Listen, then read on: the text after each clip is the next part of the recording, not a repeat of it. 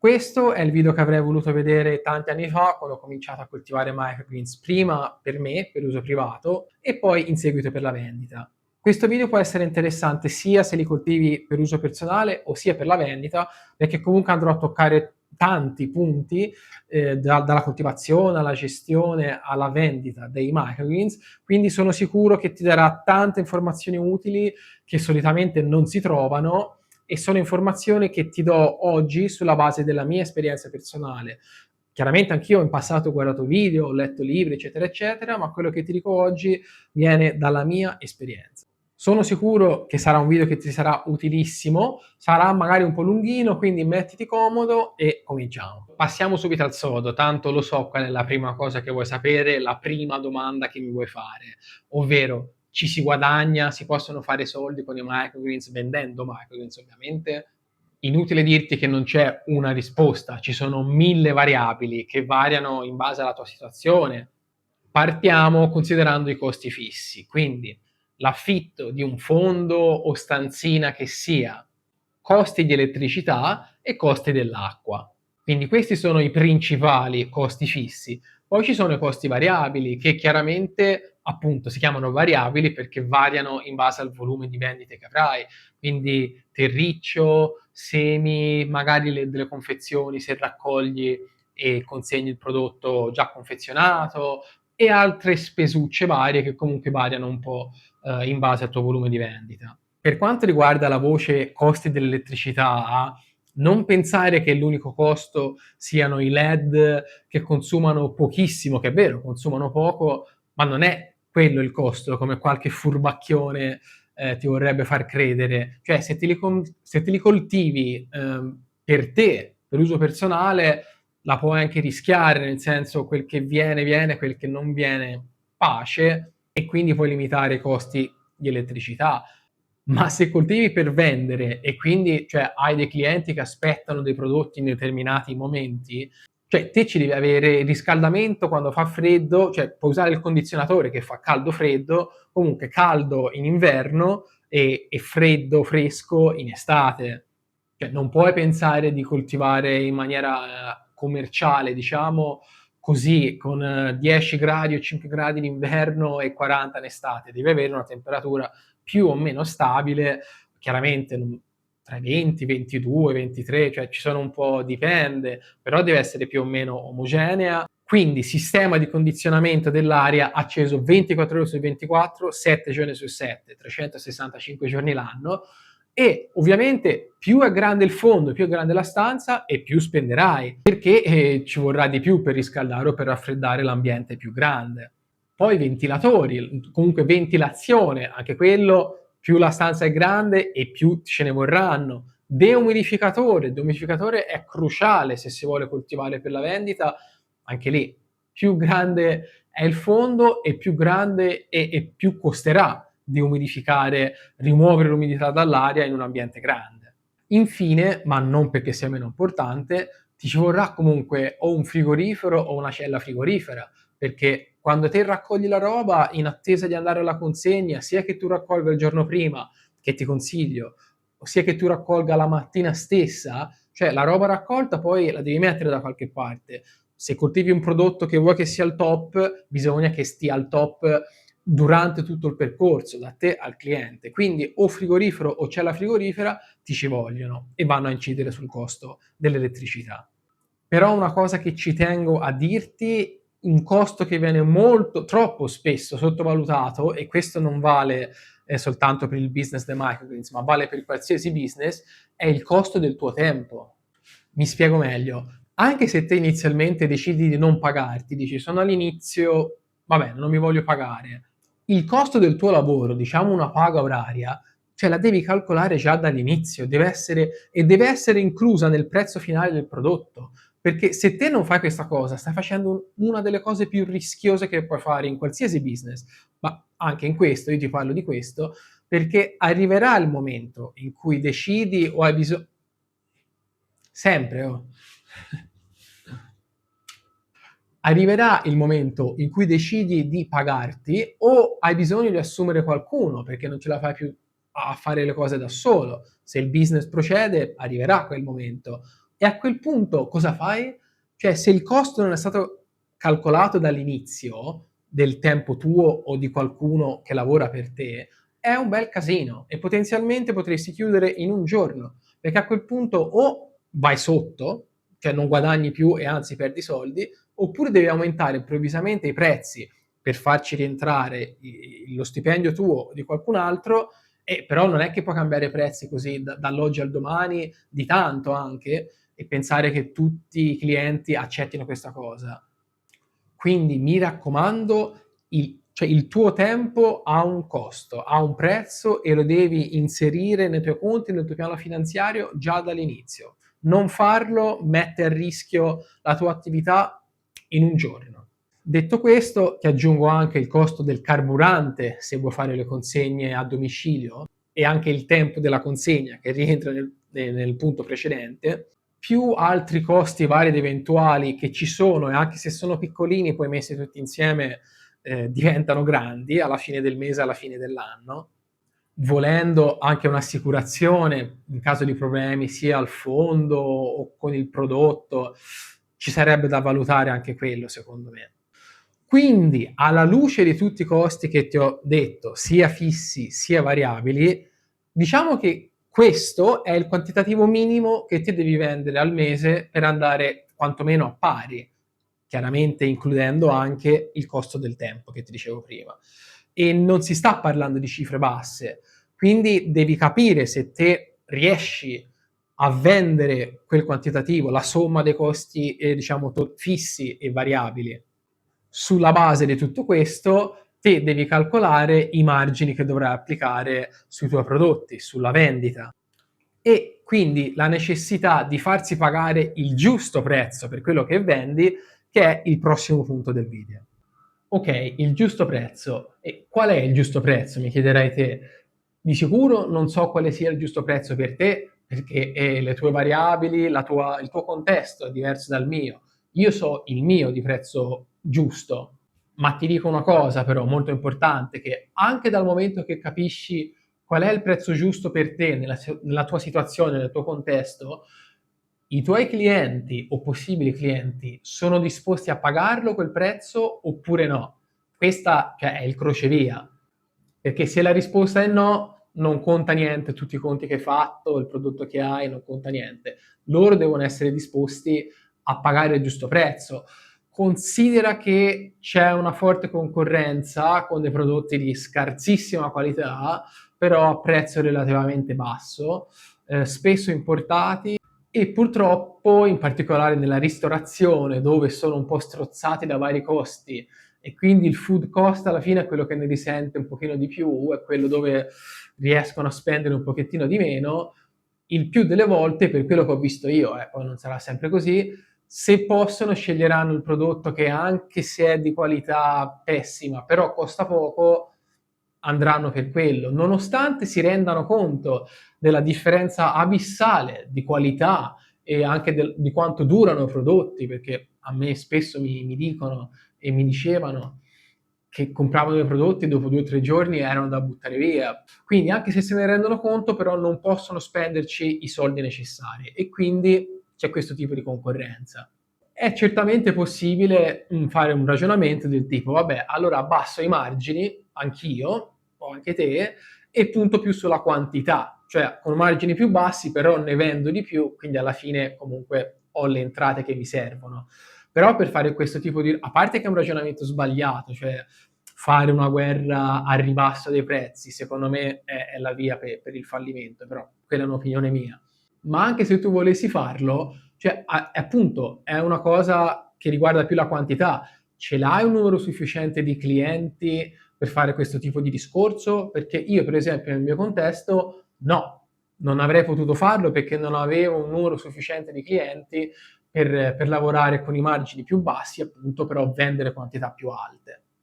Una possibilità eventualmente per lavorare in questo modo sarebbe spedirli i microneeds, no? Cioè quindi li prepari, li confezioni e poi via posta o quello che è, li spedisci. Però è una cosa che io personalmente non ho mai voluto fare perché ci sono molti rischi, tante cose possono andare storte, poi io non mi fido comunque quando il mio prodotto passa in varie mani, non appunto troppe cose possono andare storte, non è detto che se te ci tieni tanto al tuo prodotto e fai il massimo per avere un prodotto eccellente, anche le altre persone della catena facciano la stessa cosa.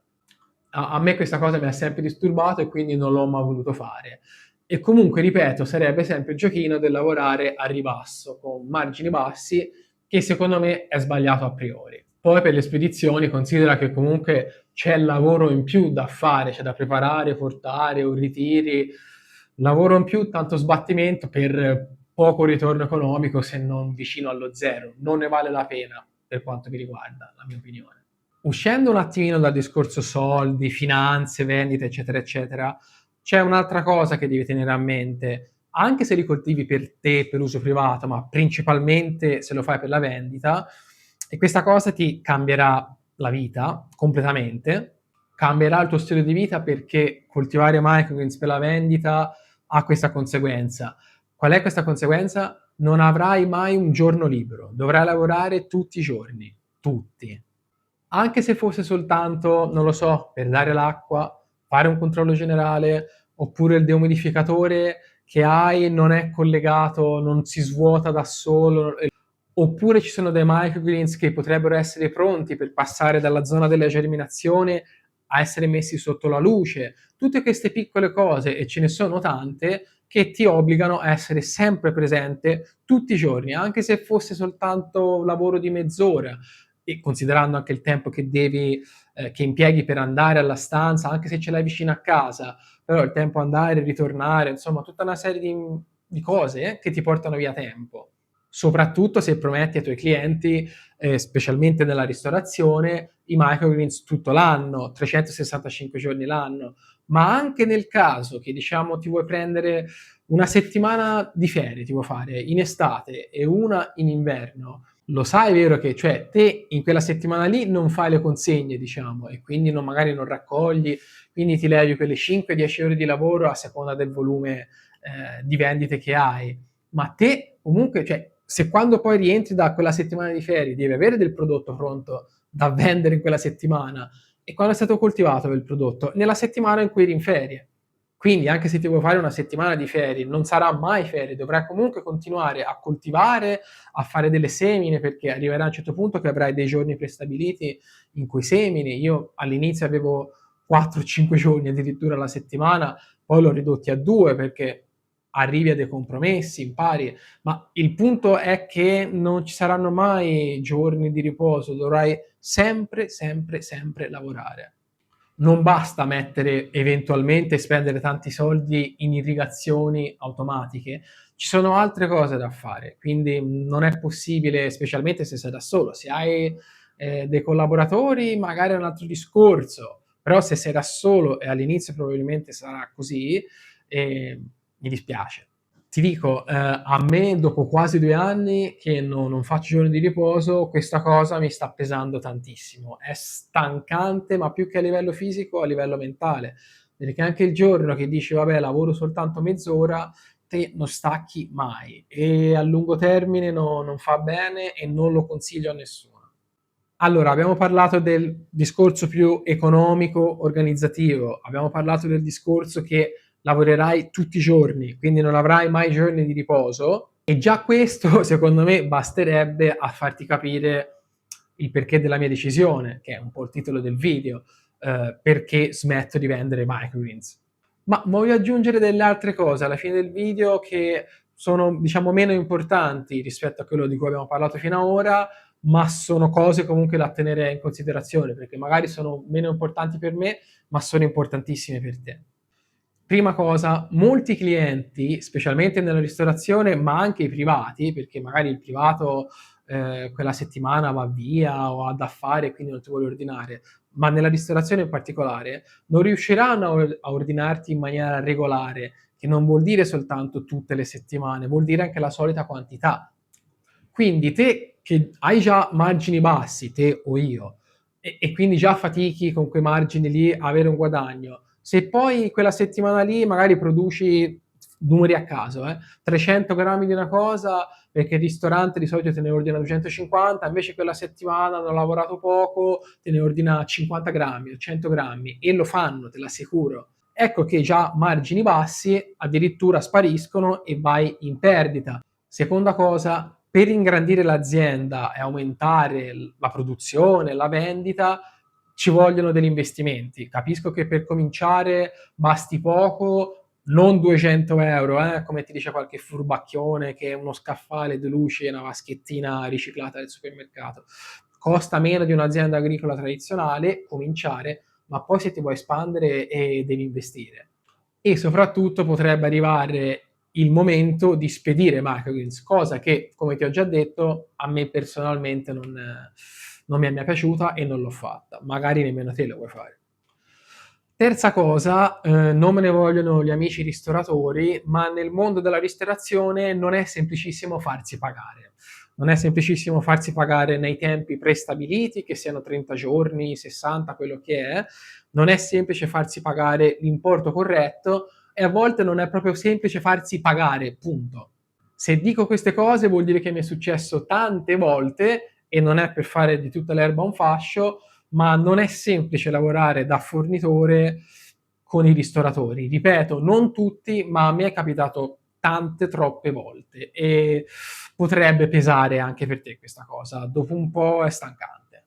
L'unica soluzione a tutto ciò sarebbe farsi pagare in contanti o anche con bonifico istantaneo alla consegna, ma non è sempre possibile perché non sempre trovi le persone al ristorante nel momento in cui fa la consegna, cioè le persone che possono pagare, oppure ci possono essere comunque altre problematiche per cui non è possibile fare il pagamento alla consegna e quindi devi fare pagamenti posticipati, ma poi ci sono dei problemi appunto.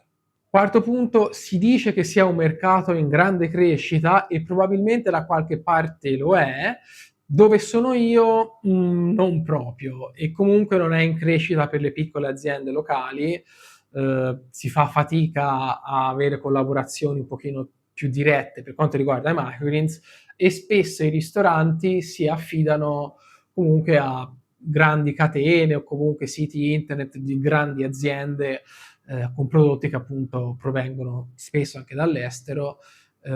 Quindi sì, il mercato sarà anche in espansione, però a seconda di dove sei, io parlo del mio caso, potrebbe non essere così per le piccole aziende locali. Magari potresti anche vendere ai privati, e io l'ho fatto in buona parte, però considera una cosa, viviamo in un mondo, specialmente ultimamente, dove tante persone fanno anche fatica magari a fare la spesa. Quindi avere un certo numero di clienti privati che possano permettersi i microgreens, che sappiamo costano di più delle verdure normali, e non è semplice, anche considerato che con i microgreens, cioè non è che ti riempi, non è che ti sfami, è una cosa in più, ottima per il nutrimento, ottima per arricchire i piatti, ma non sono cose di base che vengono messe nel carrello. Quindi se vuoi vendere ai privati, oltre ai ristoranti o solo ai privati, devi anche calcolare questo. Quanti privati ci sono che possono spendere tot soldi alla settimana o al mese? Arrivati a questo punto ci tengo però a fare una precisazione. Anche se smetterò di venderli a brevissimo, continuerò a produrli per me e per la mia famiglia, per una serie di motivi. Innanzitutto, vabbè, sono buonissimi, quello è scontato. Poi fanno veramente bene e ci sono molti modi, io tra l'altro non li mangio anche, diciamo così, normalmente ci faccio anche tanti frullati, quindi continuerò a coltivarli per me e la mia famiglia e continuerò a fare video. E tra l'altro ti dico un'altra cosa, dal prossimo anno più o meno, penso gennaio-febbraio, ovviamente non li farò più qui i video, perché a fine anno interrompo le vendite in maniera ufficiale, diciamo, e farò i video in un altro tipo di ambiente che potrebbe risultarti ancora più interessante perché sarà più accessibile, secondo me, a te.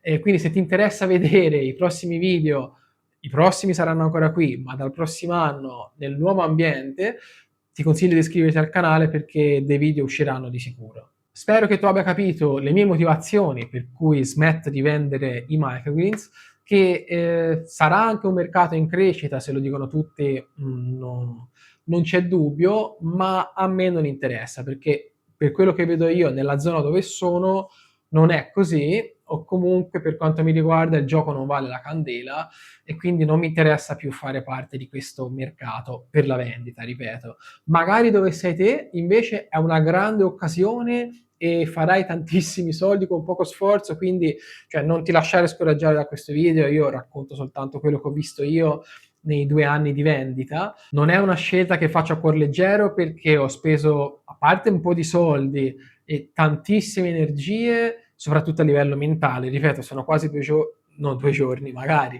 sono quasi 2 anni che non faccio un giorno di riposo completo, quindi non è una scelta, ci ho messo tanta energia, tanta passione, tanto impegno, però secondo me è la scelta giusta da fare. Ti ringrazio tanto se sei rimasto fino alla fine di questo video, che non so quanto sarà lungo, ma probabilmente un po'. Se hai delle domande, scrivimi nei commenti, se hai suggerimenti o mi vuoi dire il tuo punto di vista sulla vendita dei microgreens o anche la coltivazione a casa, fammelo sapere nei commenti, metti mi piace, condividi se vuoi e grazie per aver visto, ripeto, il video fino alla fine. Ciao!